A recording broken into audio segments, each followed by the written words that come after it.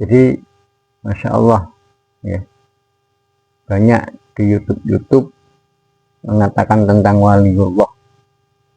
Jadi ketika kita ini mengomongkan tentang wali, membicarakan tentang wali, mungkin bagi kita seorang YouTuber ya, sebagai yang orang-orang yang bikin konten, mudah-mudahan itu bisa ikhlas karena Allah. Saya yakin mungkin dengan keilmuannya bisa ikhlas karena Allah dengan ceramah atau ngaji di YouTuber, atau kita menyampaikan sesuatu atau menyampaikan hukum-hukum yang ada di agama Islam, itu bisa ikhlas karena Allah. Tapi kebanyakan ya konsep ikhlas itu angel, karena kalau kita sudah masuk kepada YouTube itu susah untuk mencari keikhlasan. Karena apa?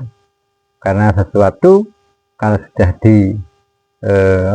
disebarluaskan di YouTuber, itu kalau menurut saya pribadi yang bodoh ini, itu kayaknya belum bisa untuk ikhlas ibadah dan beramal karena Allah. Tapi minimal kita menyampaikan yang hak agar supaya umat itu mengetahui tentang agama yang hak.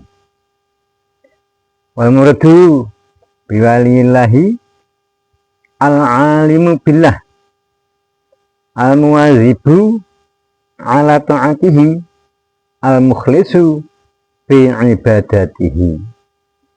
Yang dimaksud dengan wali ini Gusti Allah, yaitu orang-orang yang alim tentang lapangan tauhidnya Allah. Jadi sangat luas sekali tentang tauhid, sangat luas sekali tentang tauhidnya Allah. Al-muwazibu, sehingga dia itu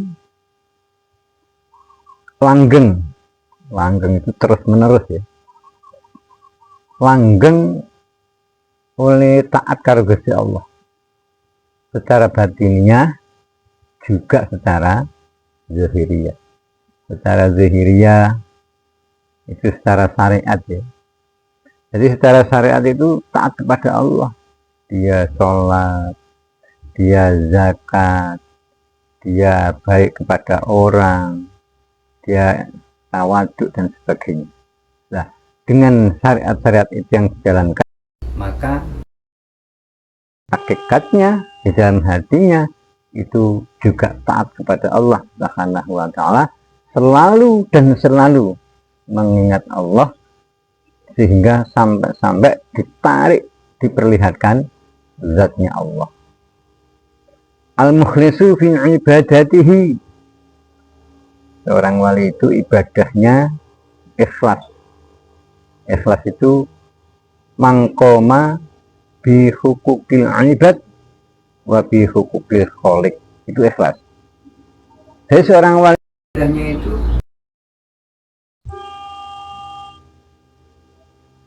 dua perkara, mangkoma bi hukukil ibad wa bi hukukil kholiq, itu sudah ikhlas. Jadi nyembahnya seorang wali itu hanya hubungannya dengan sang kholik, Allah yang menciptakan wali itu. Yang kedua, karena seorang wali itu diciptakan oleh Allah, maka wajib menyembah Allah. Pertama, Allah wajib disembah karena Allah itu yang menjadikan seorang wali itu. Dan yang kedua, seorang wali itu seorang makhluk diciptakan oleh sang kholik. Cuma itu hubungannya.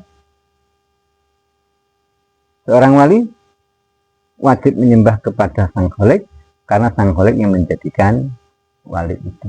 Jadi haknya abid dengan haknya kholik, haknya makhluk dengan haknya kholik. Itu seorang wali.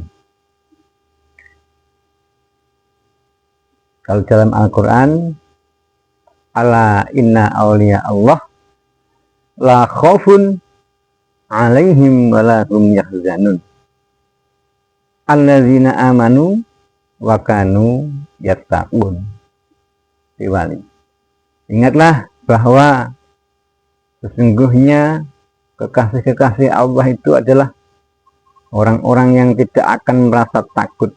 Dia tidak akan merasa takut dengan siapapun, nggak ada takut. Walahum yahzanun, dan dia tidak akan merasa susah dengan keadaan yang kita alami ini, dengan kehidupan yang penuh berkecamuk ini, dengan kehidupan yang penuh problematika ini, nggak punya rasa susah sama sekali. Jadi kalau seorang wali itu adalah kekasih Allah, dia tidak akan merasa takut dengan siapapun kecuali takutnya kepada Allah Subhanahu wa ta'ala. Siapa mereka? Alladzina amanu wa kanu yattaqun. Dia adalah orang-orang yang beriman. Orang-orang yang beriman dan imannya itu sudah ihsan, ya. Ada iman yang belum ihsan. Karena apa? Karena kita itu menyembah Allah tidak dicari dengan hakikatnya. Tidak mencari hakikatnya, cuma kita menjalankan kewajiban saja. Syarat rukunnya sudah tahu, syarat rukun wudhu sudah tahu, syarat rukun menghilangkan najis sudah tahu. Bahkan ketika kita sholat itu cuma sebatas amanu, iman kepada Allah. Ketika kita beribadah, di dalam hati itu ingat sesuatu selain Allah, itu sudah beriman. Tapi imannya yang orang seperti itu belum iman yang ihsan. Nah, bagaimana ihsan? Kalau kita menjalankan sholat dengan syariat, kita bertorekoh itu ya jalan syariat, torekot, hakikat, makrifat. Jadi 4 jalan ini harus kita tempuh. Sholat, kita bertorekoh, sudah baiat kepada mursyid dan sebagainya. Ini sudah iman, sudah percaya, tapi masih di dalam hakikat saja, masih di dalam torekoh saja. Ketika kita jalan di torekoh, ini masih iman kita ini masih jalan di tempat, belum masuk di dalam hakikat. Karena urusan syariat dan tarekat ini adalah ibadah jasmaninya. Ibadah jasmani, padahal nanti yang sowan ngersani Gusti Allah adalah rohani.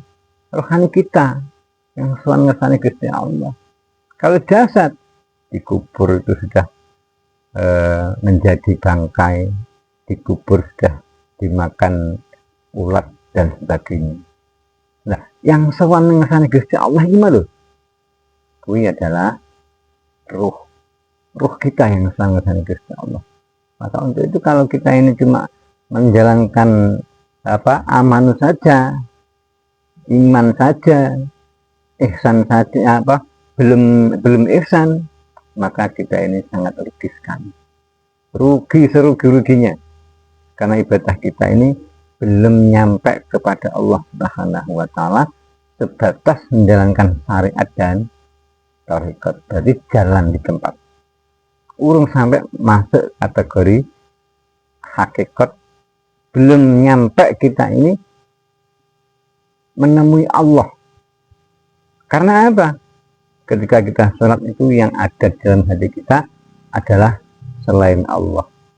Ini yang perlu kita bahas, yang perlu kita cari. Jangan sampai kita ini sudah berpuluhan tahun, mulai kecil sampai 50 tahun, 70 tahun, 80 tahun, cuma ibadahnya di tarekoh saja. Berarti jalan di tempat, belum nyampe kepada hakikat. Karena kalau kita mengatakan tentang hakikat, membahas tentang hakikat, orang-orang yang tidak ingin imannya menjadi ihsan, maka dia akan membohongi, maka dia tidak mau untuk mendengarkannya tentang hakikat. Karena masih di dalam amanu saja, belum ihsan. Imannya itu belum ihsan. Jadi ketika seseorang itu ibadahnya itu sudah mengingat sesuatu selain Allah, maka ibadahnya masih di tengah-tengah jalan di tempat. Lah, sing digoleki iki mau ibadahe wong sing ibadah iki mau iso ketemu Gusti Allah. Terus bagaimana Pak caranya kita ini bisa ibadah nyampe tenang hakikat? Nah, ini yang perlu kita cari agar supaya ibadah kita ini sempurna sehingga bisa ketemu Allah Subhanahu wa taala.